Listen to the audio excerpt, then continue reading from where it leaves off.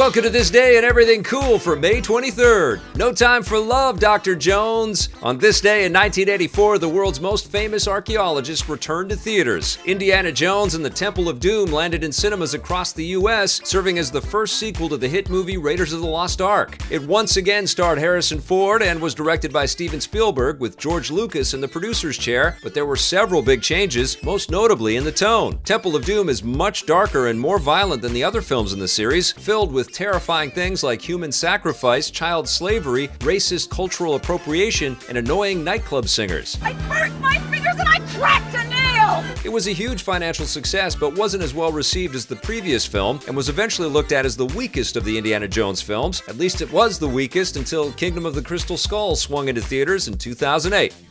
Nintendo took gamers to a galaxy far, far away on May 23, 2010, because that's when they released Super Mario Galaxy 2 on the Wii. The game was a direct sequel to the first Super Mario Galaxy, which had been released 3 years earlier, and it built on the 3D, gravity-changing gameplay with new power-ups, abilities, and the return of familiar characters like Yoshi. Super Mario Galaxy 2 had actually started development as an expansion to the first game, but as it grew and grew, Nintendo decided to make it its own release. They're glad they did, because it sold almost 7 million copies and won numerous Game of the Year awards.